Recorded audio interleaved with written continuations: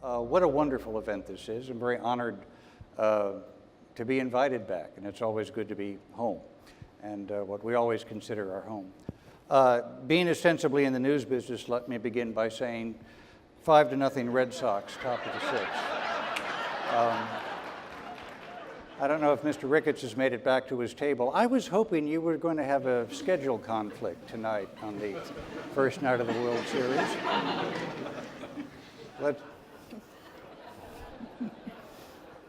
I hope it won't take 108 years for that joke to work its way around the room. I also want to, if I could, thank a large number of people here, if I could be particularly personal for a moment, who've said nice things to me tonight about my mother, who look forward to coming to this event every year, and thank you very much.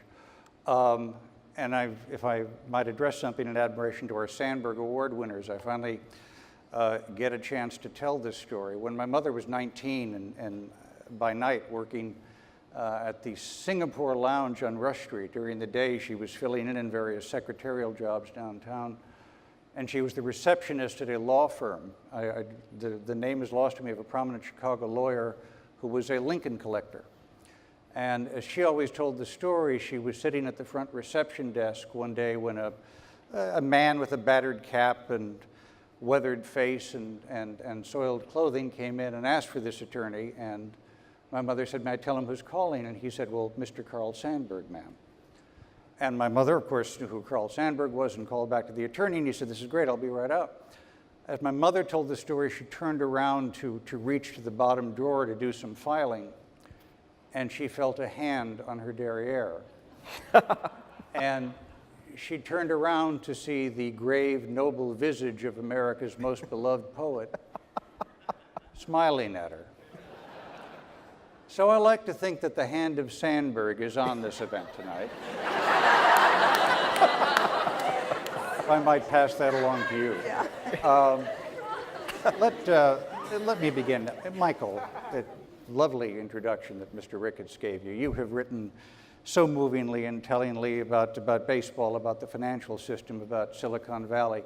And we're speaking in a week when public opinion polls show that the American people are very discouraged with the economic climates of the time and very skeptical of the economic decisions that are being made.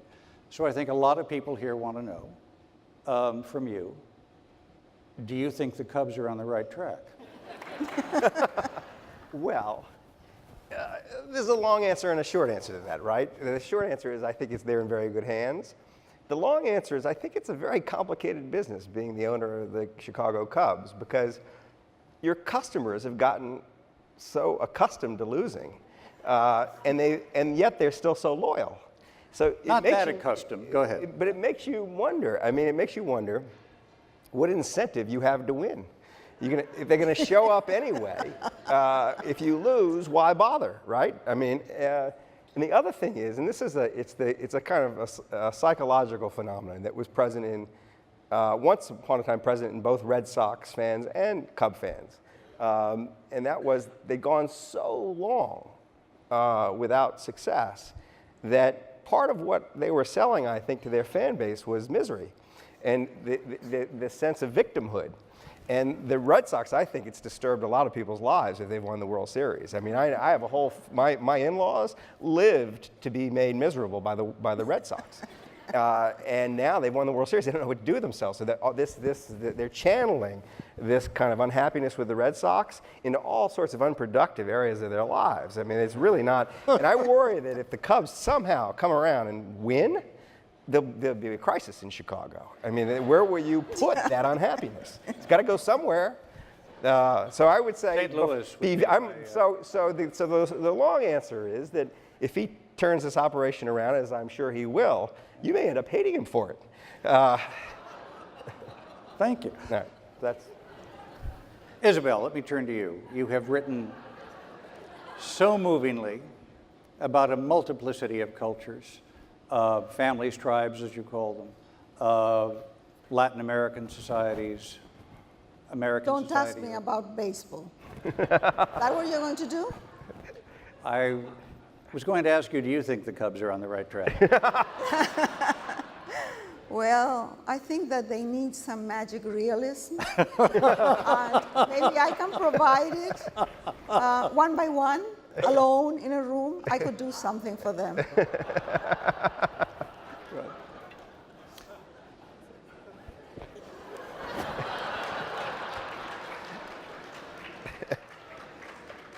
You have, my wife is down there. Do you think the Cubs are on the right track, darling? Undoubtedly, my wife says, God bless. And my wife is French, so we have international support. She doesn't know anything about baseball. I'm afraid it's even worse. Isabel says she doesn't know anything about baseball. It's worse. She only knows what I've told her about baseball. So she was astonished to learn that there was a second team in town. London School of Economics, financial world. You grew up in a house where they read Shakespeare. What do each of you think made you writers? You go ahead. Me? You speak better English. Go No, it's my story is, this is not a representative story, I don't think, of a writer's life. I grew up in New Orleans. Not only did I not know anybody who wrote books, I didn't know anybody who knew anybody who wrote books. Books, I mean, actually the idea that someone had written a book that I had read wouldn't have even occurred to me. They just kind of appeared in your life. I had no particular ambition in life except possibly to be a professional baseball player until I was 21 years old. And then it was a panic. I was in a panic and I thought, I'm graduating from college. They're going to make me do something now. What am I going to do?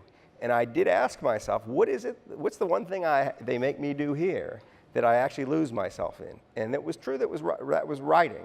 But I never made the connection between that and actually a productive life. I never written for school newspapers. I never published a word. And I can remember when I had this kind of realization that maybe I'd like to do that. I was with it was just after I finished I went to Princeton, and in Princeton they make you write essentially a book your senior year called a senior thesis. And I was with my senior thesis advisor trying to get out of him whether he thought I might be a writer. And he wouldn't say anything about the writing of this thing I had done. It was about art history. That's what I'd studied in college. Mm-hmm. And finally I said to him, what did you think of the writing? And he looked at me, he said, put it this way. He said, never try to make a living at it. and so when I started on this journey, I had absolutely there was no sense, there was really no reason why I should have thought that I could do this for a living. And I think really what happened was when I just started to do it, I liked how I felt. And so I kept doing it without encouragement for quite some time, and then began to get some encouragement, and then had unbelievable strokes of fortune in the sort of stories I ran across, and sort of the intersection of my interests with the public's interest. I mean, I think that's something you can't predict, whether what you're interested in is going to be interesting to other people. And I've been very lucky that what I am interested in and have been interested in has been interesting to a lot of other people. But it's not I don't have a romantic tale to tell about my childhood and how I thought I was always going to be a writer. I was a reader, kind of a precocious reader. Like Christine talked about fear of flying. My experience was with Rosemary's Baby. When I was 11 years old, I pulled it off the shelf and discovered this forbidden fruit. And I thought, this is fantastic, this stuff that they will tell you between covers that they won't tell you out in the world. So books were a source of excitement and interest for me. But the idea that I would write one it never really occurred to me until it was too late. What made me a writer? Yeah. That was not my first choice. My first choice was to be a bimbo. Or a chorus girl, but my legs were not long enough. So out of despair, I ended up doing journalism for a while. That was the career development for me, too. But I was a lousy journalist. I lied all the time. I made up stories. I was never caught, however. Yeah. And eventually, there was a military coup in Chile, and I had to leave my country. Ended up in Venezuela, where I couldn't find a job as a journalist. And I ended up writing books because I couldn't be a journalist. For a while, I thought that if I had the chance to be a journalist again, I would go back to it because it's much easier what you do than what I do. So I wanted to be a journalist. and so I needed to come here to hear that, didn't I? many years later, many books later, I don't know how it has, really how it happened. Could It's you lot. tell me about, I was interested, I hadn't known this until recently about, I gather it was a fairly brief period in your career, but I'm interested in how it might have helped your development as a writer. There was a time, I gather, when you translated American romance novels. No, they were English. Pardon me? They were English. English romance novels about the royalty. I think the author was Barbara Cartland or someone like that. Barbara Cartland, yeah. Yeah, Sure. I don't remember very well. But they were these romance novels that I was supposed to translate into Spanish. Yeah. And I made a few adjustments. Not much, yeah. Just so the dialogue a little bit so that the heroine wouldn't sound so retarded. And then a little bit the ending also. And that worked like for 6 months until the editor found out and I was fired. Now that my books are translated, I'm very careful with the choice of the translation. You know, ever since reading that today, I've been trying to figure out how to say heaving cleavage in Spanish. Send me home with that you phrase don't need tonight. to say if you it, could. just look at it.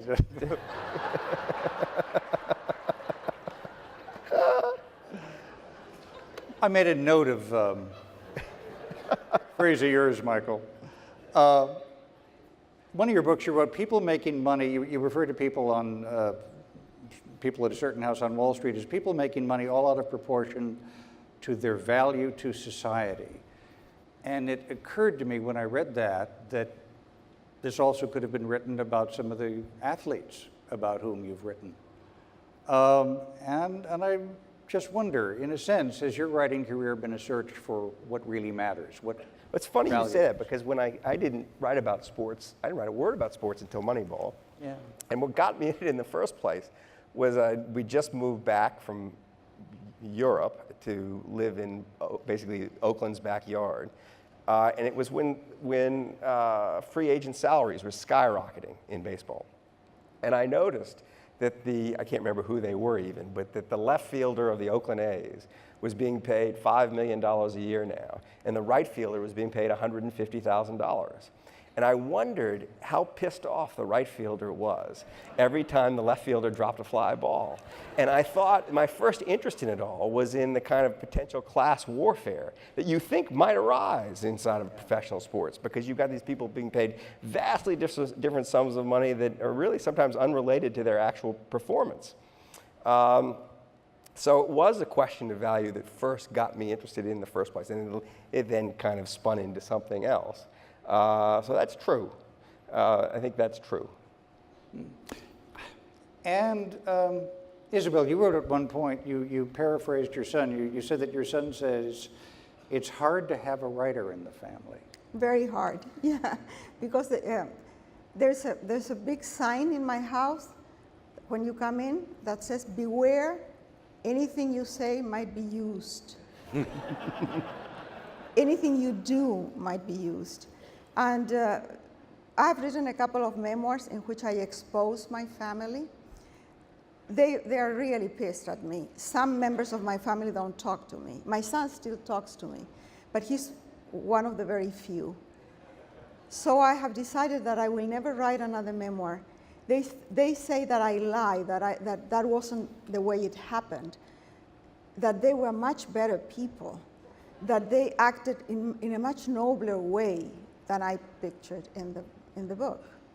So you have to be very careful with your family. But if I have to choose between my family or a good story, screw my family.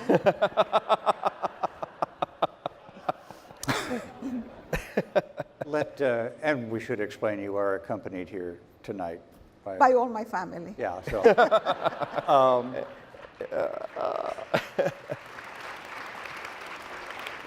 Another phrase I marked down, you said that too many writers are, quote, preoccupied with posterity. and they don't keep the reader in mind. I wonder if you could talk about that. I'm talking about male writers. They are occupied with posterity. The idea of legacy is a very male idea. It never occurs to women. We know that we are going to die and that's it. I was invited to, some years ago, to a reunion of religious leaders of the world in the Melk Abbey in Vienna, all male. And they flew me in a helicopter for a keynote speech. And the theme was your legacy. If you have to write your obituary, what would be your obituary? And these very important people were walking in the gardens of the Abbey thinking about their legacy. The Dalai Lama was there, some monks with robes and mullahs, and everybody was there. And I got on stage and I said that legacy is really a penis word. No woman that I've ever met has thought about legacy or posterity. So when you ask me about that, I think we have to worry about how to contact the readers, be in their hearts, write books that they will love, and forget about posterity. Yeah, I'd like to think that I write with great vaginal energy. Good for you. Really kind of here and now, really in it. Yeah, good. Yeah. I mean, But sitting here this close to thinking you, at I would all agree, about the yeah. extension of myself that's out there in the future. It's just right here. You and I will be dead and no But one will remember us. I wonder if both of you, and we'll conclude maybe with this one, you are writing the legacies for other people, and that you are authors of such prominence. When certain figures in the financial community or certain athletes reach the end of their time, they're going to quote something from you. Members of your family, think other so. historical. Nobody I write's about reeds, so it's very unlikely they'll be quoting from me. But that's a nice thought. Billy Beane reads. Billy Beane, when I published Moneyball, just before it came out, he called me very, very upset that I'd written this book about him. And I said, I thought he might be upset because I'd exposed the secrets of the Oakland A's and made them available to the Chicago Cubs, and the A's would no longer have their edge in the marketplace. And he laughs at me and he says, you don't think anybody in baseball is going to read your book, do you? They don't read. I said, so why are you so angry? He says, you have me saying fuck all the time. And my mother's going to be furious.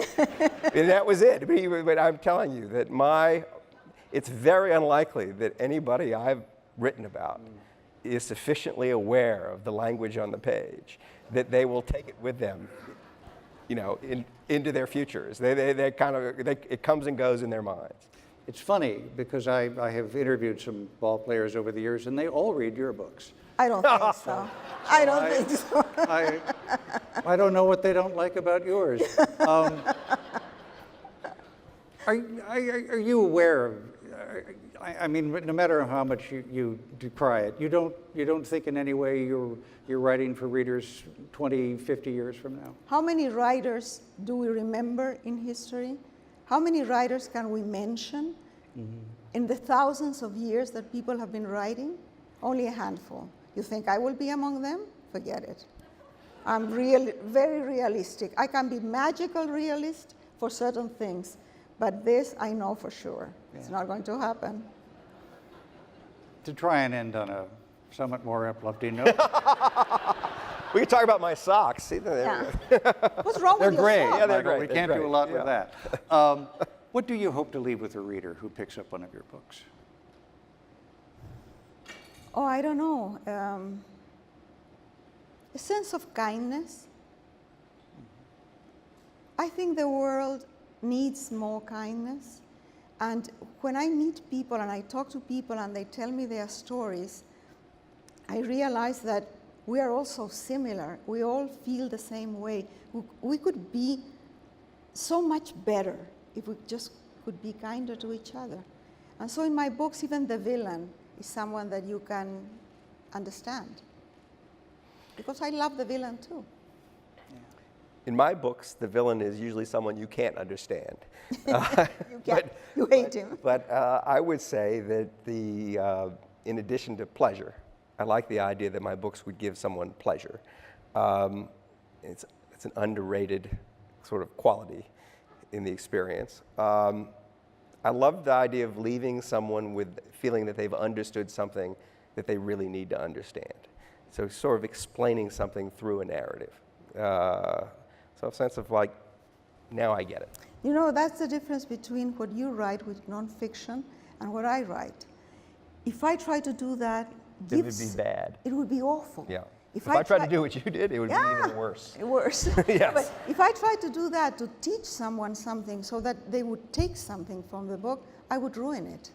If someone gets something from the book, it's because it's in their hearts and they see it between the lines. But it's not something that I can give. If I try to, I screw the book, screw up the book. But I'm trying to get that right. That's a very penis sentiment, I would say. No, you know, my daughter-in-law gave me a list of how to use certain words, and that's a word that I can never get right.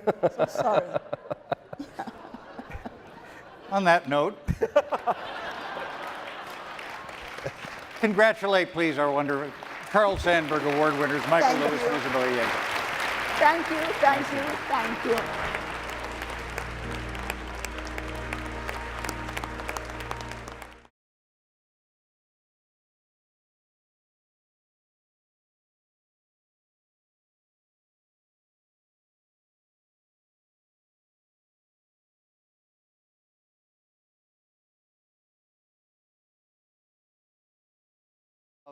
What do you hope to leave with a reader who picks up one of your books?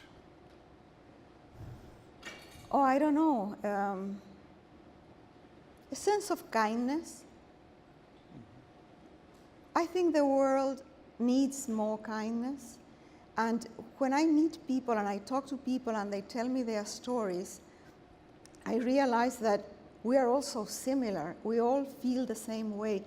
We could be so much better if we just could be kinder to each other. And so in my books, even the villain is someone that you can understand. Because I love the villain too. In my books, the villain is usually someone you can't understand. You hate him. But I would say that in addition to pleasure, I like the idea that my books would give someone pleasure. It's an underrated sort of quality.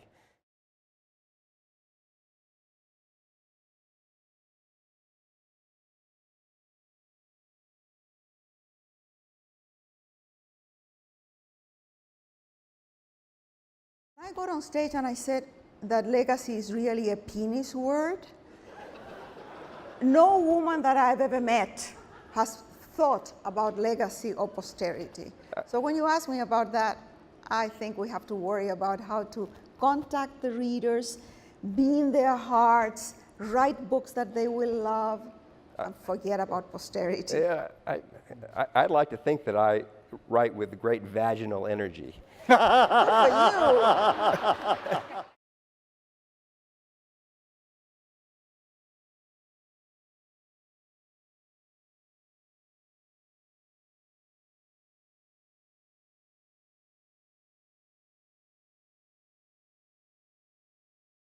There's a big sign in my house when you come in that says, "Beware, anything you say might be used." Anything you do might be used. And I've written a couple of memoirs in which I expose my family. They are really pissed at me. Some members of my family don't talk to me. My son still talks to me, but he's one of the very few. So I have decided that I will never write another memoir. They say that I lie, that wasn't the way it happened, that they were much better people, that they acted in a much nobler way than I pictured in the book. So you have to be very careful with your family. But if I have to choose between my family or a good story, screw my family.